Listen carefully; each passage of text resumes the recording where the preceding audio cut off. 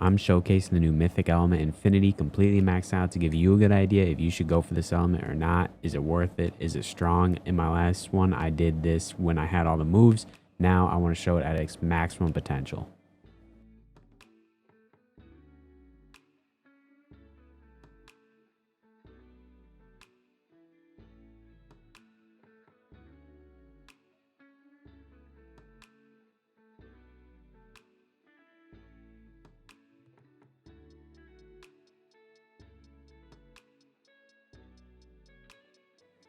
So pretty much how I noticed you have to play this, you have to kind of use reversal red and collapsing blue the most and maximum red output. Those are going to be the three best. Hollow purple you can use as well, but it's easy to miss. Same with this blue one. This blue one, you see how it's like at a distance around me. It's not like a super big ball. So you kind of have to like, with maximum blue, you have to keep them at a certain distance to make sure you're going to be hitting with that, which makes it kind of hard to hit. That one I think is more for boss use. And obviously I'm just resetting here so I can quickly teleport to the next side. But you see I always start with like reversal red and collapsing blue. But if you're looking at these cooldowns on the side, these are insanely long cooldowns. Like on all the abilities are kind of long besides reversal red. That's the only one that's like kind of quick. The other ones take forever. But all in all, it's not like terrible clearing times. It just, since it lacks an M1, I'm kind of having to get like, not creative, but I'm having to use like every ability in the arsenal, like rotating them without being able to just M1, which will always kind of make it slower than like a Kitsune that can just run through this M1ing in their Fox mode and then hitting that like slash ability. It's always going to be slower than that at clearing just because, you know, just because it doesn't have an M1. But not every element I think needs an M1. And I think it might be bad to compare this to Kitsune because Kitsune is kind of the outlier in terms of strength at the moment. So I think this element, it feels, while I'm playing and using it right now, it feels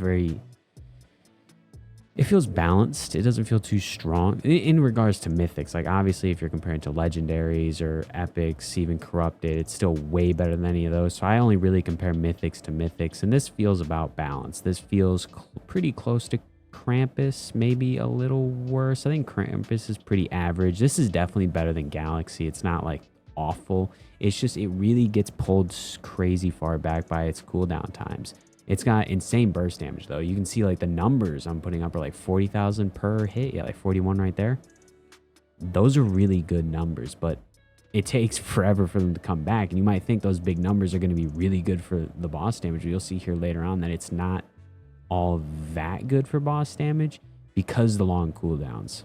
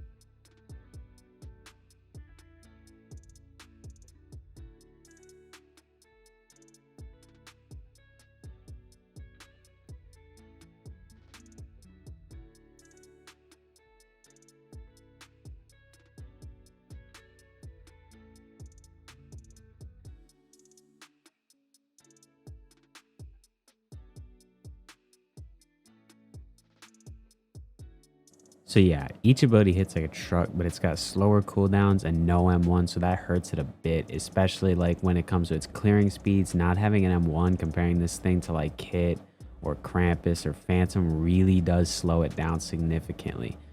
And abilities like Max Blue and Hollow Purple can be kind of hard hit when aiming at ads. So you're usually just going to be using like regular blue, max red, and regular red to like clear the dungeons. Because Hollow Purple is really janky. It kind of misses and you can't aim it up or down. It just goes straight ahead of you. And the blue, again, you have to kind of like line them up in this perfect like bubble to where they're not too close but not too far. Personally, I think this is a fine mythic. There's pluses and minuses to it. It hits like a truck. It's got okay boss damage. Not the greatest clear time. It almost feels like a worst Phantom if I had to place it. That seems kind of harsh because it does have big numbers, but and part of it is just the really slow cooldowns. I mean, there was times when I was fighting the boss where I'm just running in circles around him, just waiting for any cooldown. So that kind of hurts its boss damage because the damage numbers are fine. It's just you're waiting so long for them to come back. I think they should minus like all the cooldowns by like a second or two.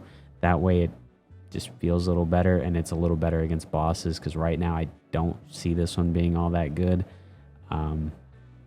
But yeah, tell me what you guys think about it after now seeing it at its maximum potential. And thanks for watching. See you.